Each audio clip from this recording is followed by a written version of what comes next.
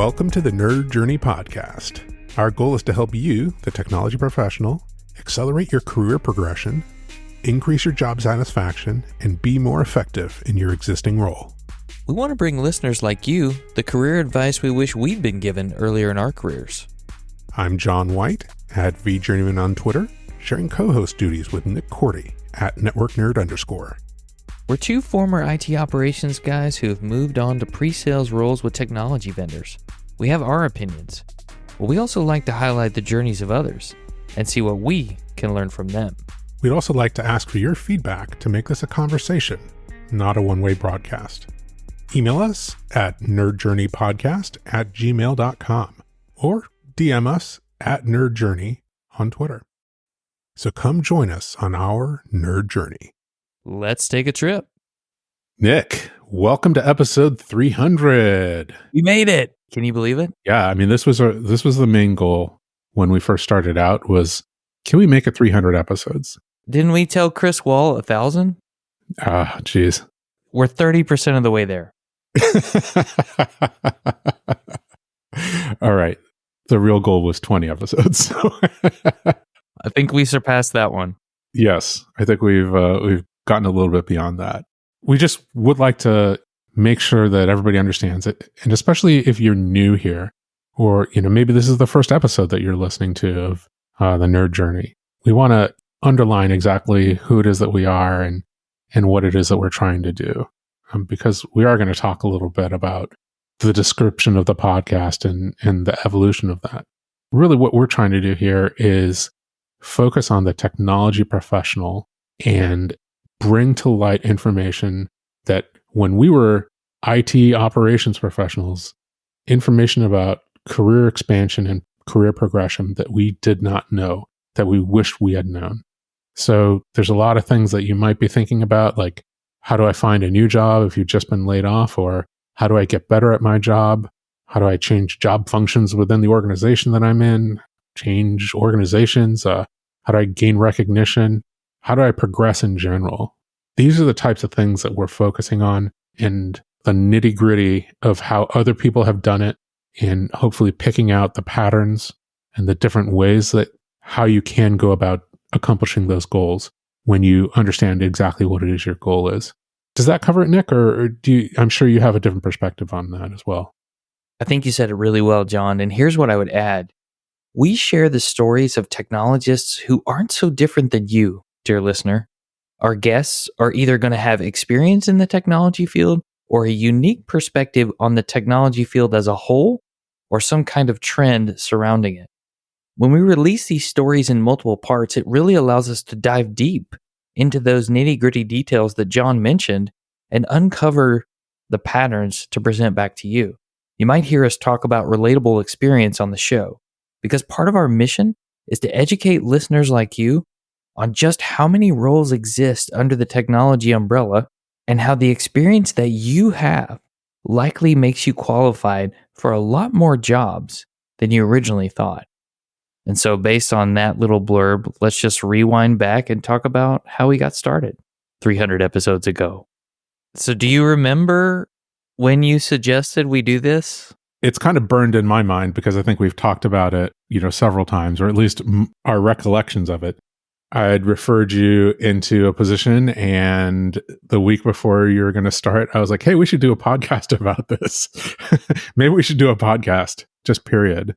Yeah. And as if starting a new job doesn't cause a little bit of anxiety, one of your good friends sent you a message, hey, we should start a podcast. You're like, oh, what exactly would I say on a podcast?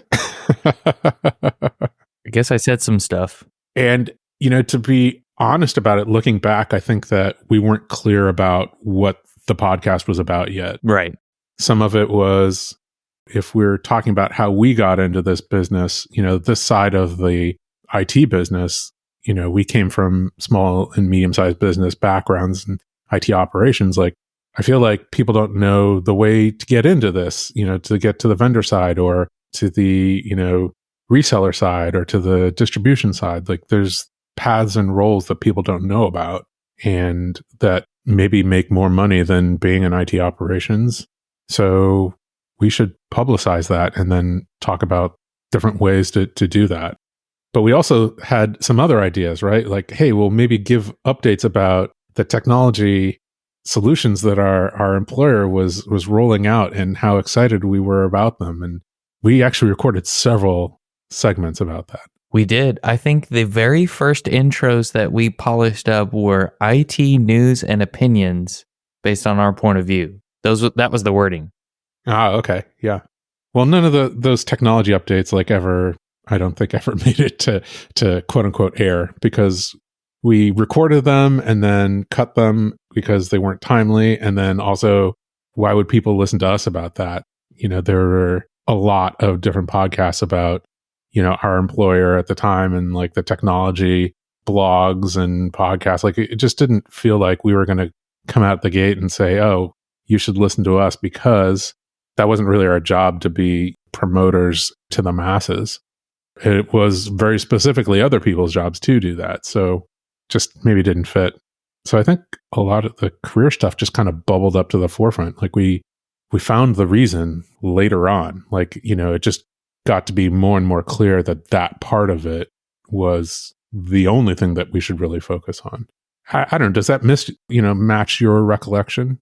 It's not that we don't talk about technology, because we certainly have to talk about it a little bit because it's impacted so many people's careers. And you'll hear that more when we talk about the trends. But it wasn't so much about the nerdy knobs of the tech itself, but how did working in tech change your career, and what are the moves that you made, and how did you progress? And to your point, what are all these other roles that one could go after regardless of where I want to work? That just blew my mind. If I knew about all those roles that we've captured after 300 episodes back then, there could have been so many more options than I thought there were. Yeah, exactly. And that's one of the origin ideas, right? Is like, do you know all the different roles that you could be applying for? All the different types of roles that are needed within, organizations, and especially at a vendor. Like, if you get outside of the IT operations role, if you know technology, there's tons and tons of different roles. So that seemed important to talk about. I think it was important to talk about the process of applying, and, having gone through that process a couple times, like not being experts, but, from our point of view of like, hey, this is the process that I went through. Like, we're both working at the same company, but it was maybe the 5th job that I had applied for at that company. I don't know how many times you had applied, but it wasn't one. At least twice. So it was something that evolved over time. I mean, to the point where, like, you and I talked this year about kind of restating in the metadata, the descriptions that go out about the podcast, exactly what it is that we're talking about. And we looked at the description the way it was and was like, oh, well, that's kind of it. Even between the last time we revisited the description of the podcast, it had really crystallized even further, and, was more clear in our minds than was stated in the actual description of the podcast. So, yeah, and that's why you see career advice for the technology professional as part of the title, so that people understand that's what we're about. From non-career advice professionals. That's not our actual role in the jobs that we do. No, it's not, but it sure is fun to learn about it. Definitely. Should we talk about monetization as a subcategory of motivations? Is this the part where you're just going to brag about how much money you've made off the show that I haven't? Oh my goodness. It's hundreds and hundreds of, I don't know, I was trying to think of something that is not valuable at all, fractions of a penny. Let's talk about monetization. Like, if you're listening to ads in our podcast, it is an ad that has been inserted by your podcast listener, not by us. Yeah, we don't have them. Yeah, we do not take ads. We've never sold an ad. I think we've had one discussion about that, and then it got canceled before we even had the actual discussion. Our costs for this podcast center more around time than money. Hosting the site, is, I don't know, less than $100 a month between the various subscriptions that we pay for out of our pockets. And then at the same time, like, if you and I had to bill for our time, that would be a pretty expensive bill, right? Mm-hmm. So the idea of actually monetizing that actually offsets, the costs that we have, in our time, it just didn't seem realistic. So what is it that we're actually hoping to get out of this, right? If it's not money, I would say, you tell me if this makes sense to you. Like, payback for this is more about exposure to the guests and hearing about their interesting stories, and then kind of the warm fuzzies of knowing that there's people out there that are actually listening to the episodes and getting help from, the model that our guests are presenting. Some of the models, like non-traditional background for tech, right? Right. I don't have that traditional tech background. I said over and over again, like, what is that? What is traditional? Like, you tell me, because I don't know what it is. We've met some fantastic human beings by interviewing them on the show, learning about their stories. And for me, John, it's not only doing this to help other people, but it actually helps me a lot. The act of interviewing someone else, getting to learn about them. We talk to people during the interview, but we talk to them after too. We keep up with how they're doing, or try to. And then when you edit the show, you get to hear that advice played back to you, and it kind of starts to ingrain itself in your brain. So selfishly, I like doing it for me. Absolutely. Totally agree. If it helps me, my hope is that it helps other people too. Yes. So lessons learned from that. What do you think? Lessons learned. Well, I have found that you will make time for the stuff that you want to do and really enjoy. Examples, you may hear about me editing shows or recording them while on vacation. If you recall, we launched while I was on a vacation, and we recorded some shows while I was in Galveston. I have done podcast editing from cruise ships, hotel rooms, my house, and this summer I edited from the passenger seat of the car while my wife drove us around the United States on a road trip. All because I wasn't willing to let us miss a release. Right. We've kept up with this. Like, I've had some pretty major life events, like buying my first house. My wife and I had a baby, first, child, say first child, only child. Just having to go, ooh, I don't want to let this go, but I might need to take a break for a few weeks so that I'm sane when I come back. And it's just been amazing to have your support in doing that. I'll say that. So thank you. Yeah. You've picked up the lion's share of the work in this podcast to keep it going. Well, part of the reason that I am blessed to be able to do that is because my wife and daughter know how much I love doing it. And every now and then my wife will come in here like, hey, is your show ready to go out Tuesday? And if I say no, why not? What are you doing in there? Get to work, bro. She knows that the Saturdays, sometimes on Sunday afternoons as well, working on the show, trying to get it polished up for Tuesday releases. They know it's important to me, and they support me working on it. If they didn't understand that, then it would be much harder for me to continue to be a part of it. Yeah. Support of the people around us is so critical to an endeavor like this. So if you're ever thinking about, launching something like this, make sure you have all that support lined up, because you're going to be leaning on some people. Well, yeah, because it's going to take time. I mean, when you start it, you're not going to be fast at it. I still don't know that we're fast at it. Mm-hmm. I think we've gotten better in the questions we ask, the prep that we do, the production process. Hopefully the quality of the show got better over time, and hopefully the findability of the show has become better because we've continued to iterate on the metadata and the description to try and crystallize that. That's something I wish maybe we had refined a little bit better as we continued to crystallize our theme.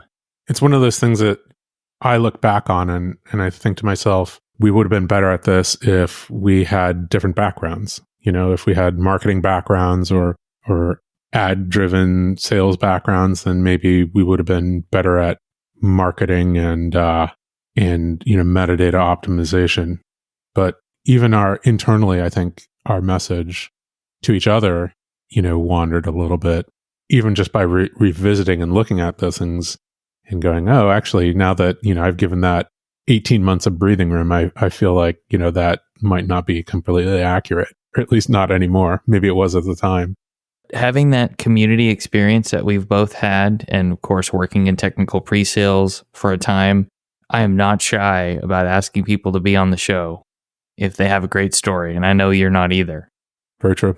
It's not been hard to get people to say yes if you do the enough prep work and tell them what you're trying to do. Most people are like, yeah, sure, I'd love to. People want to help each other.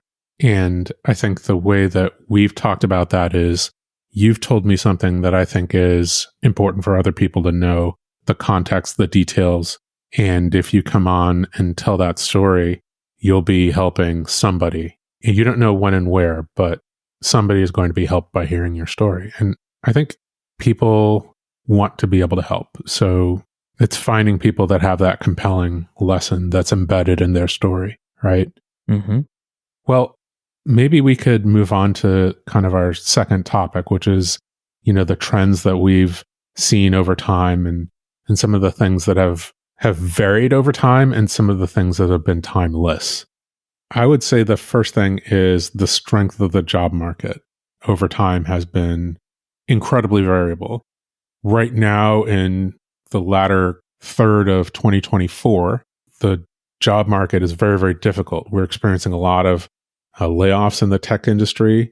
The reasons for that are varied, from consolidation to high interest rates, meaning that not as much venture capital money is going into startups, to any other of number of macro trends kind of coming together. Sometimes it's just copycat layoffs, but lots of the layoffs, there's still jobs out there, right? But it's tough when thousands and thousands of people, tens of thousands of people have all lost their jobs within an 18-month period. You're probably competing with a lot of them for the jobs that are out there. And I think that has been a recent trend. But at the same time, if we go back to, say, 2021, it was an incredibly hot job market. It was tons and tons of hiring, and it's just so difficult to find anybody for any role. And the interviewees were almost in the driver's seat, right? A little bit of time goes by, and that where we are in that job cycle changes dramatically. So it's been interesting to revisit some of the episodes that we've done and some of even the proposed episodes that we've done, like, how to navigate a hot job market, versus navigate, a time of layoffs. It's, you just wait a little bit and everything changes. And I would just add to that, if you're worried about layoffs or have been impacted, we've recently launched a layoff resources page as part of the Nerd Journey website. You can find it at nerd-journey.com/layoff resources. If you go to this page, you'll see the title, "What Can I Do in Response to a Layoff Event?" This is a curated list of some of our most impactful conversations about layoffs that we're seeing in the industry.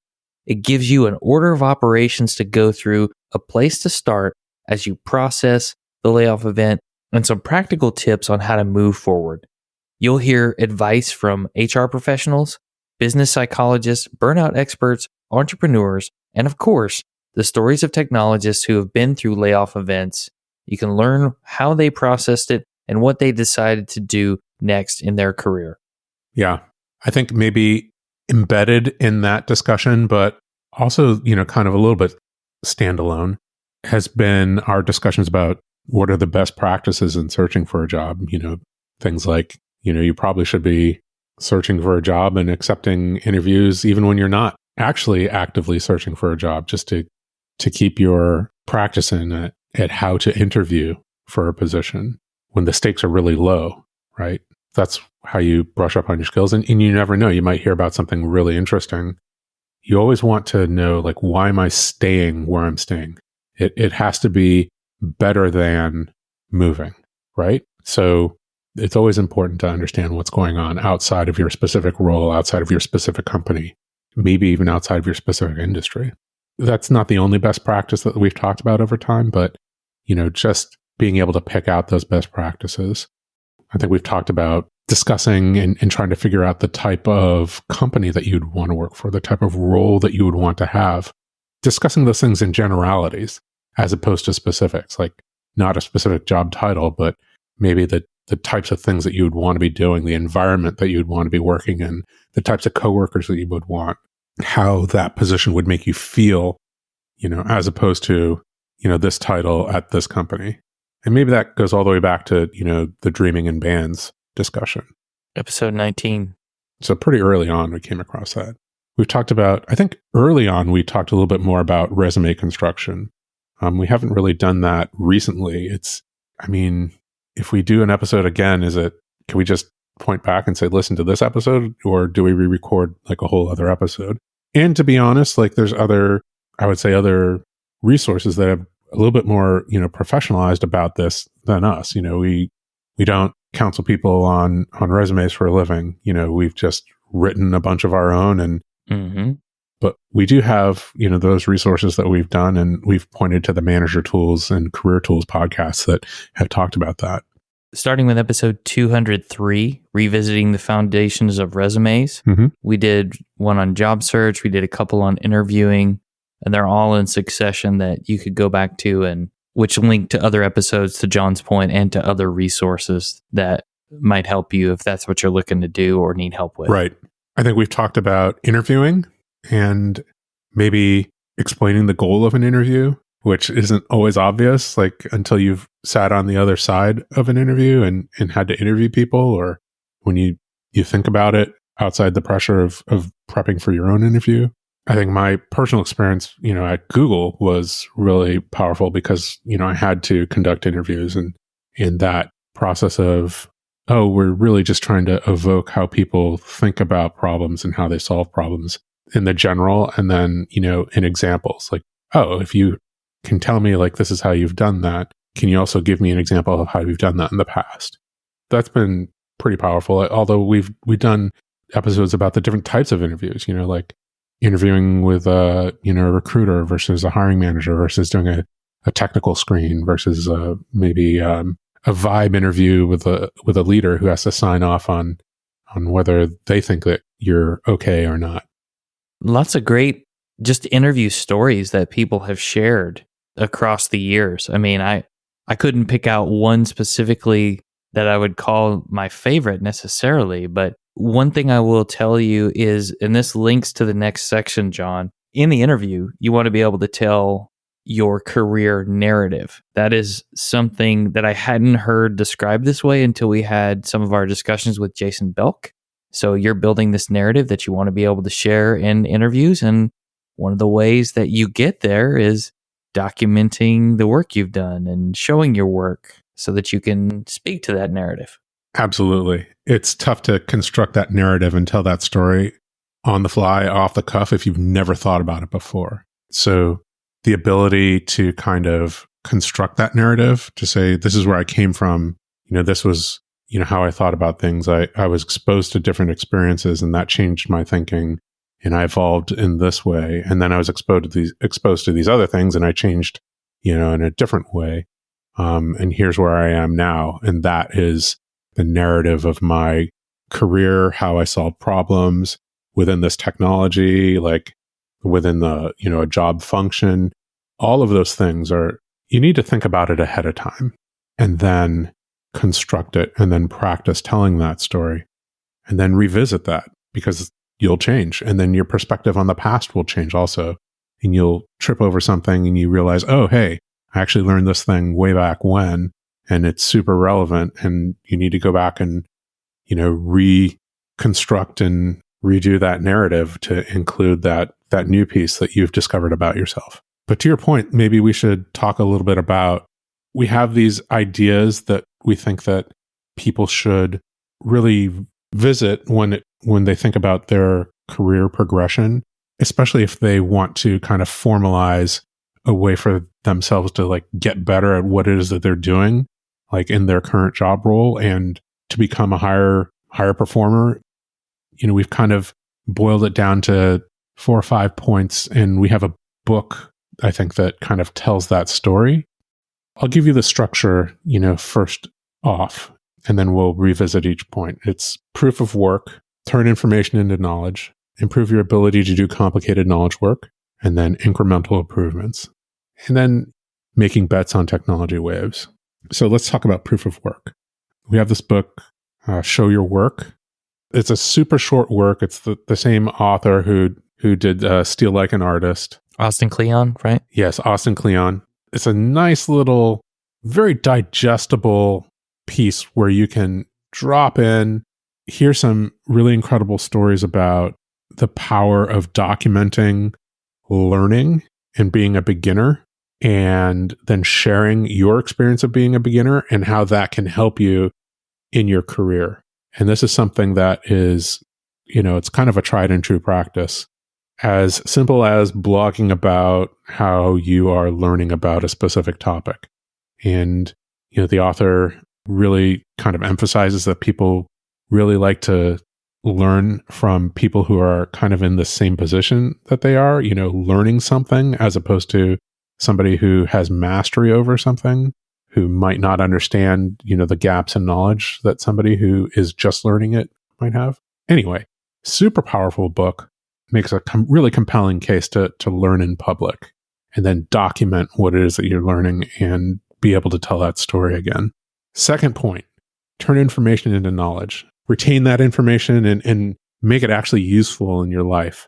This was, I think, a book that was brought to our attention by Josh Duffney, How to Take Smart Notes. And it's really kind of revolutionized how I go about my life. It's part of showing your work, but it's also part of keeping track of the things that the conclusions that you've come to about specific technologies or people or, the state of a project. It's by taking notes, about things that you're learning, having an open mind about the things that you're learning every day, and then more formalizing your thoughts about those things into your own words, and then putting them in a system where it's very, very connected to other things that you've already learned and know about. So concept A is very similar to concept B, maybe seems opposed to concept C, is a sub-concept of concept D, those relationships to the information that you're ingesting. And it doesn't really become knowledge or wisdom until it's in a system where you can, retrieve it and act upon it, and publish it is, maybe not as important to, those of us in the technology field, but maybe depending on the different type of role that you have. What do you think, Nick? Yeah, absolutely. I mean, that's an area where I could certainly improve. My notes aren't as smart as they could be. I do take them, but I have not really adopted the Smart Notes methodology as well as others have. I'll tell you that. Area of improvement for me, for sure. Well, it's daunting to face. That book, again, is How to Take Smart Notes. The author is Sonka Ahrens.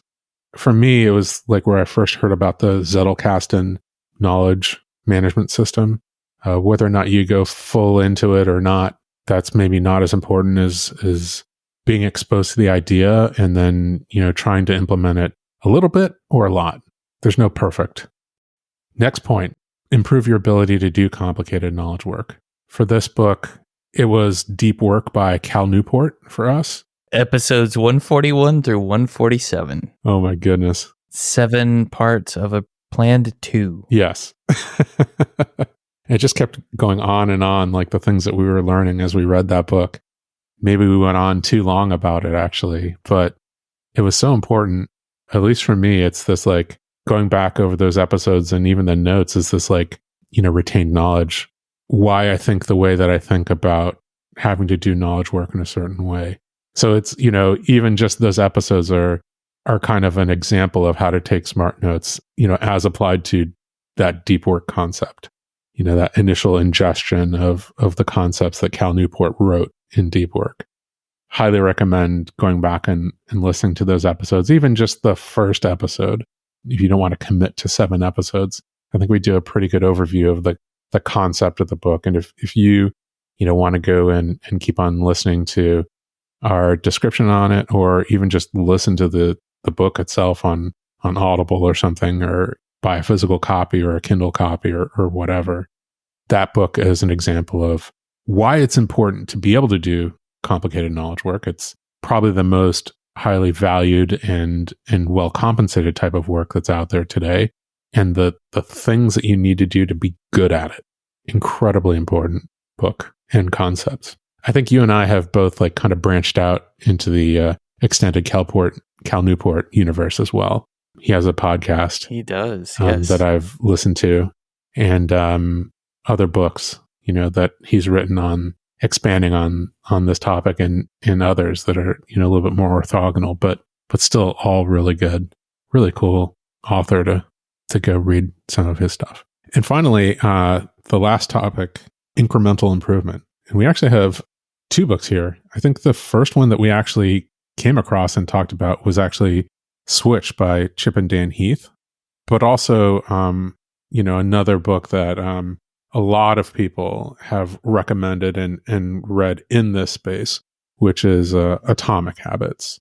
Just the idea of how to go about improving, making small improvements and building upon those improvements. So Switch was by Chip and Dan Heath.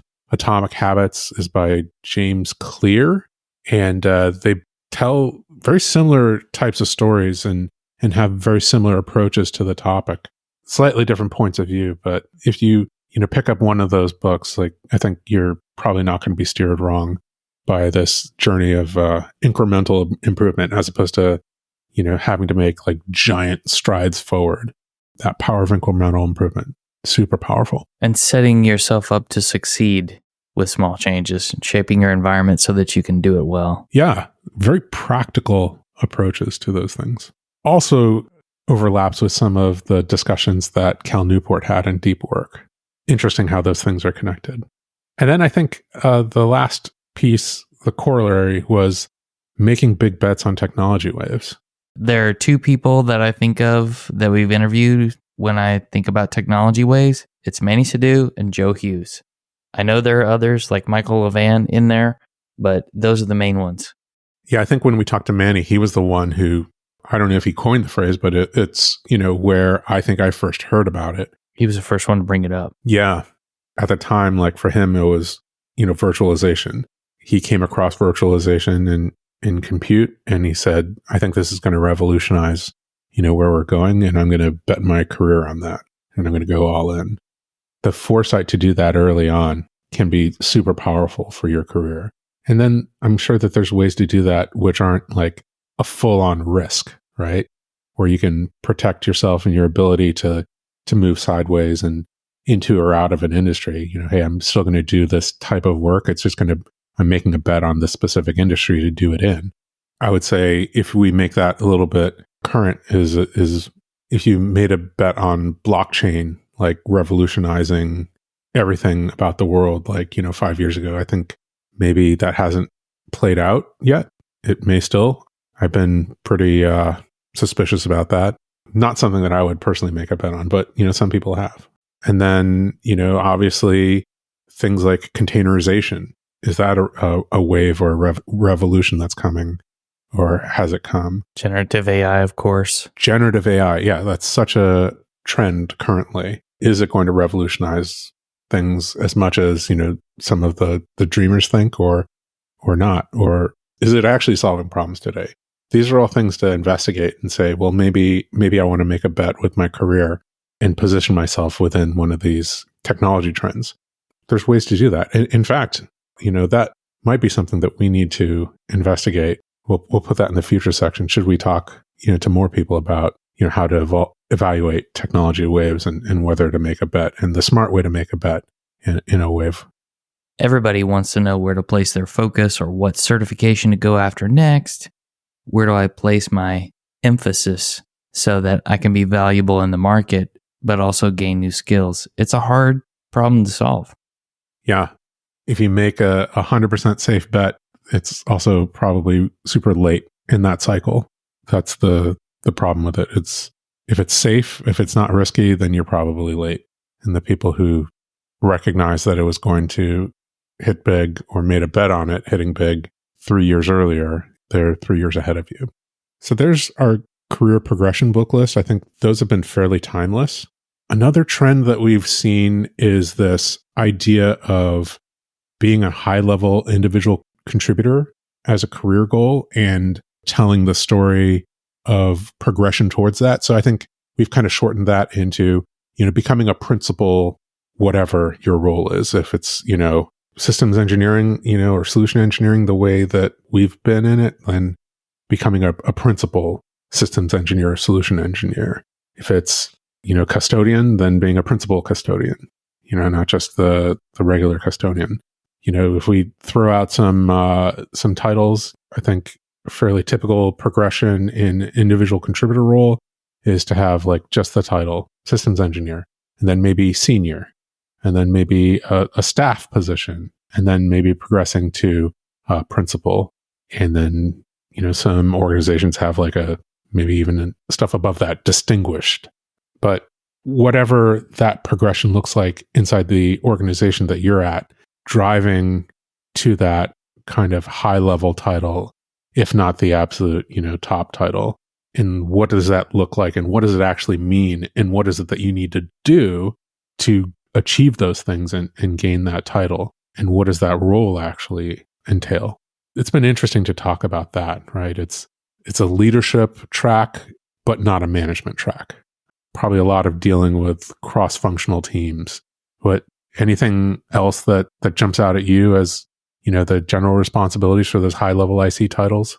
Working on problems that have a very broad scope and impact within an organization and sometimes externally as well. If you want some really good discussions on the principal engineer title and what makes a principal engineer, there are discussions with Max Alexander, Ken Collins, Andrew Miller, Scott Lowe. Those are the ones that come to mind for me. Aggregating all those together and learning how to not only develop yourself and get technically deep and broad, but help develop other people as part of your impact and solve bigger problems because you want to make a bigger difference for your organization and honestly in the world. That makes absolute sense to me. Maybe the last thing is like, picking up a project or being brought into something, bringing your knowledge to it, but then being able to hand it off and say like, I'm not going to be the one that drives this to completion. Yes, that's a great point. Yeah, but it's been really interesting in interviewing people with those titles and in understanding their point of view on them, getting that slightly different point of view from every single person, but like a lot of overlap. Don't forget Joe Shenevy, Phil Monk, also principal engineer levels that I just thought of that would make great stories. We'll make sure all these get in the show notes. Absolutely. And then I think finally, management as a career. That's been definitely a trend or a pattern that we've seen over and over again. If you want to be a manager, what is it that you need to do to prepare yourself? What is it that a manager does? The difference between a manager of a team and like the tech lead, right? Being a tech lead on a team. Sometimes people get asked to be a player coach as a manager. And what does that mean? The difference between the manager of a team and being an individual contributor on the team. Having gone through that experience myself, it's like, oh, wow, the skills are 30% crossover. Being a manager just is a whole new set of very technical skills that don't have anything to do with being that individual contributor. And there's entire companies that have come up with, or organizations that have come up with a management philosophy that says to manage a team, you don't need to know the skills of the team. GE was that way, right? They would move managers around a lot. You wouldn't really stay a manager on a team for more than, 3 or 4 years. The US military is like that. The enlisted personnel who are specialists on a specific team, they might have a lot of specialty in their job role, but the immediate officers that are on the team, like as the nominal managers of the team, they might just be, on and off over the course, of a very short period of time. So they have to gain knowledge, but they don't necessarily have that knowledge coming in. It's a very fascinating philosophy. And then people moving back from management to individual contributor. Like we've seen that as a pattern too within management.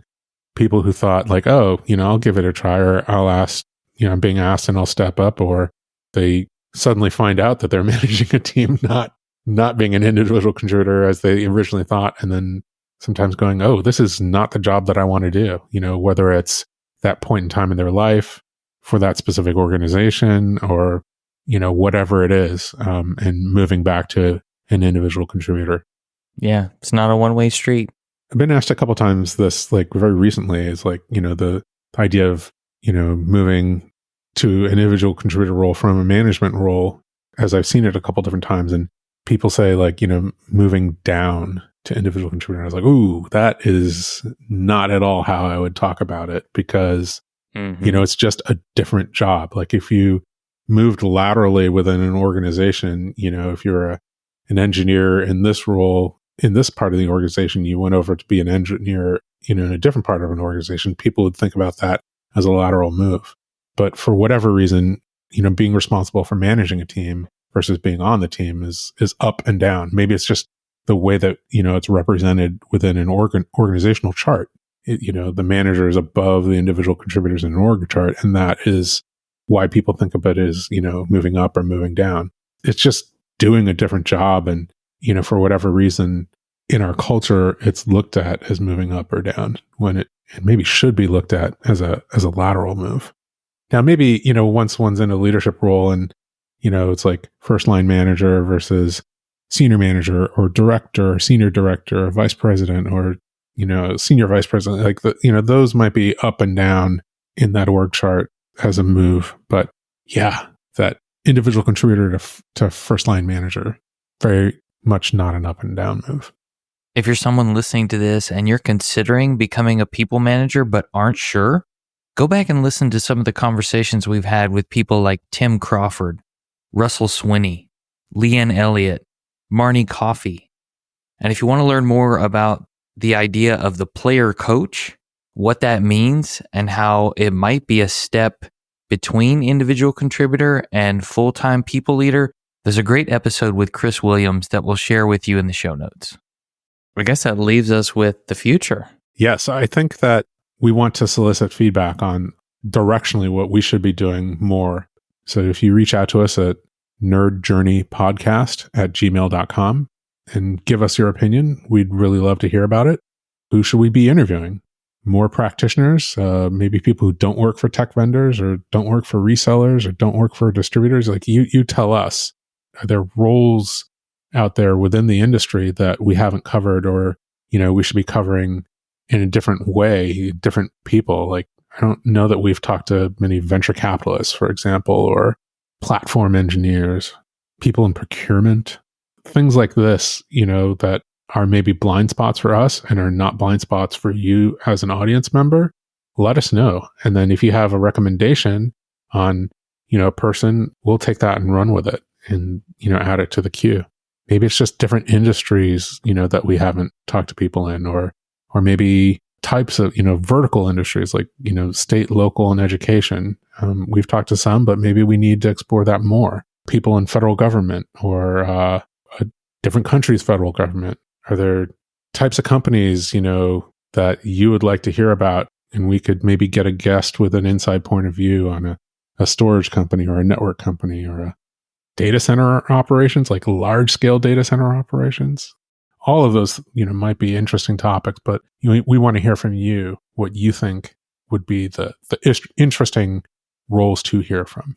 If you've listened to the show this far and you've heard one episode, just one, that's been helpful to you, helped you learn something, exposed you to new material that made you think a little bit, take 5 seconds, open up your podcast app, please rate us 5 stars. That helps us reach a lot more people out there. And really, that's what we'd like to do, is help more people, get them educated on a lot of the things we didn't know when we started this. Make no mistake, we exist to serve the technology professional and to help those folks progress their career. It may be applicable widely outside of that, but really that's the niche we seek to serve. And we'd love to understand, what it is that you found so helpful.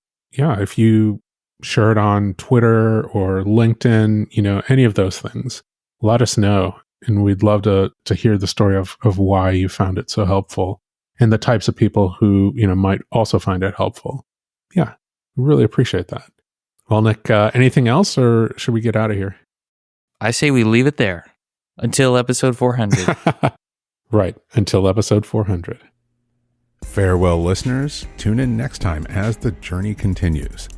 I'm John White at BJourneyman, for Nick Cordy at NetworkNerd_, signing off. Adios.